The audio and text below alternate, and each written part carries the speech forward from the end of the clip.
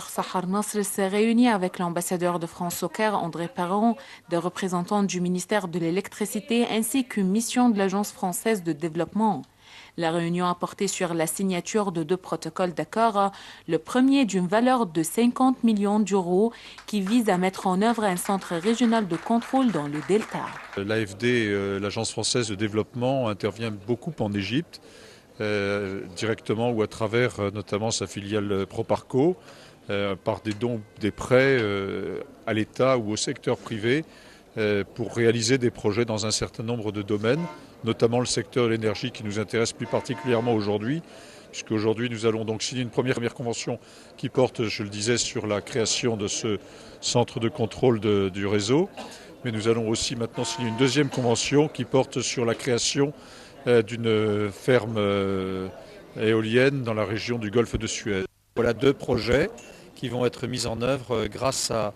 des financements français mis en œuvre par l'AFD pour des projets de développement du secteur de l'énergie en Égypte. Lors de la rencontre, Dr Sahar Nasr, ministre de la Coopération internationale, a également signé un protocole d'accord avec l'Agence française de développement, la Banque allemande, la Banque européenne d'investissement et l'Union européenne, d'une valeur de 345 millions d'euros et qui vise à mettre en place une ferme éolienne d'une capacité de 200 à 250 mégawatts dans la région du golfe de Suez. Ce projet rentre dans la même stratégie en fait, de développer le secteur de l'électricité et en particulier de soutenir la stratégie du gouvernement égyptien de développer la capacité d'énergie renouvelable, puisqu'il y a un objectif donc, que cette capacité de renouvelable atteigne 20% de la capacité totale d'ici 2022. Donc c'est cet objectif que l'on soutient à travers ce financement. C'est un financement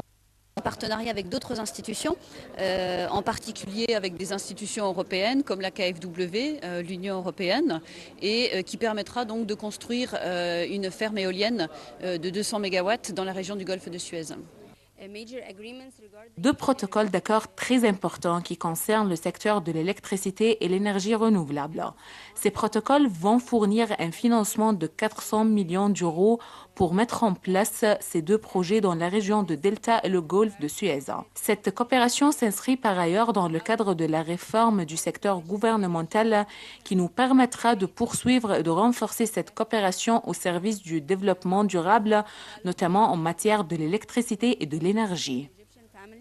Une nouvelle coopération entre l'Égypte et l'Agence française qui permettra aux deux côtés de mieux travailler ensemble pour apporter un soutien plus efficace et ambitieux à la politique égyptienne de coopération au développement, mais aussi pour réaliser le développement énergétique pour répondre aux besoins des citoyens égyptiens. Nadeb, TV International.